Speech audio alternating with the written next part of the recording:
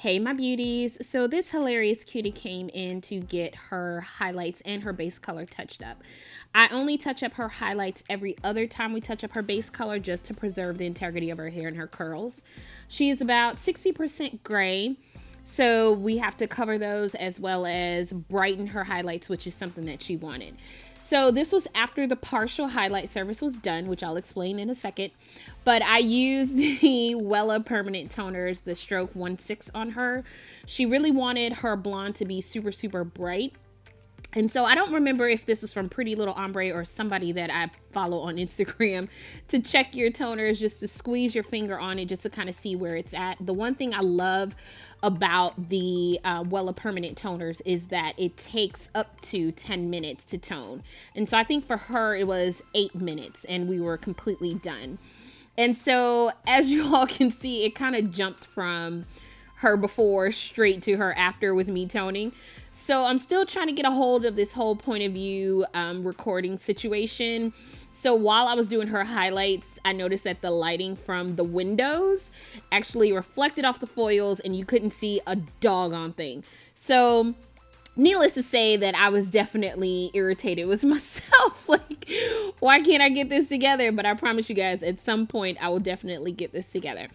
So what we normally do for her is just a traditional partial highlight.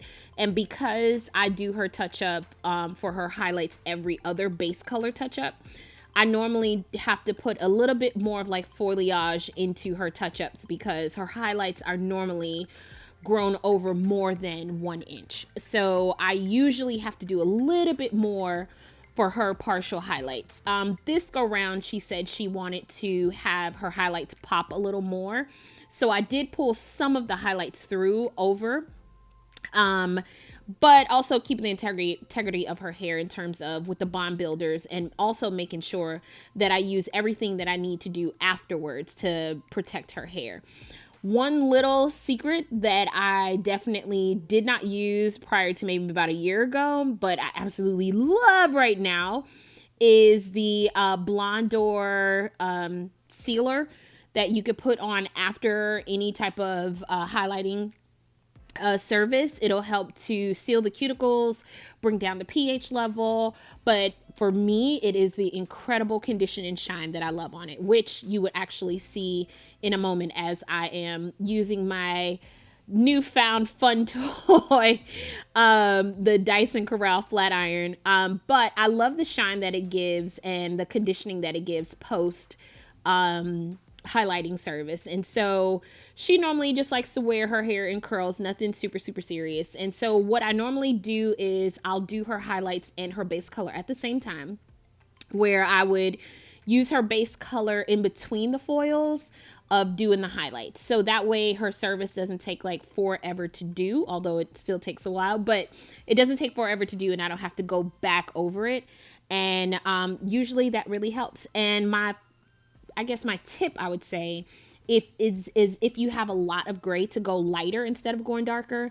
The contrast is going to be a lot softer when the gray starts to grow back in, as opposed to if you did something dark, the contrast between the dark and the light with the white hair, you're going to see a really, really huge difference there. So this is one of the reasons why I kind of coerced my cutie to go into doing something lighter, so that way it'll soften how much her gray shows when it grows back in.